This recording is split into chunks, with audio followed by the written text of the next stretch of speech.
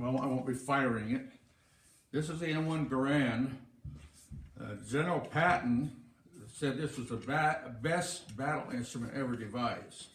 Okay, this is a semi-automatic. That means you have to pull the trigger each time. This only held 8 rounds. Now, misnomer is a lot of different weapons that have a magazine. That's a spring-loaded attachment that clipped into your weapon, and that was a magazine. However, the m1grand used a clip. This is an empty clip.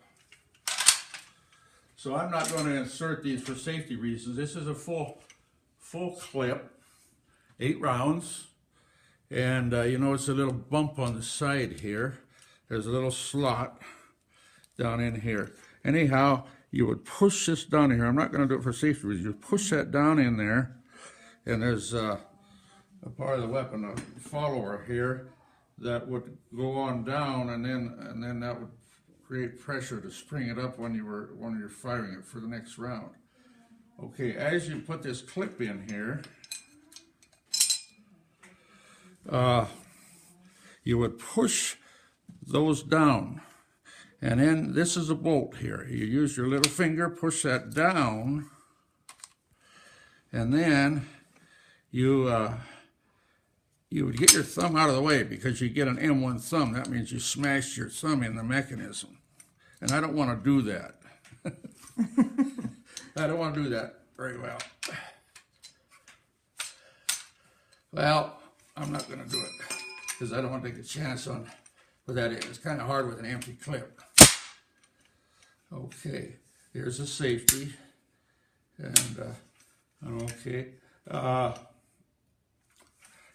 8 pounds, about 8 pounds. They were pretty heavy, but they were very dependable. Very long range, 1,000 yards. I mean, you could pick someone off easily at 1,000 yards.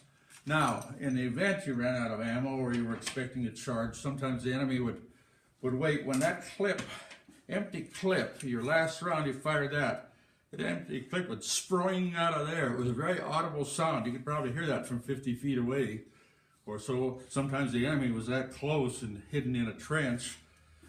So they would wait for that spring sound of that clip, and they would charge. So if they didn't have time to reload or were out of ammo, they'd fix bayonets.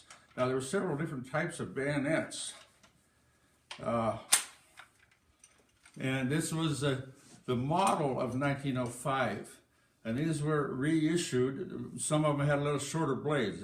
Most of the World War II ones had a little bit shorter blade, but some, like I say, some were reissued from World War I and used. So I'm going to show you in another room some of the different models of the model 1905 bayonet.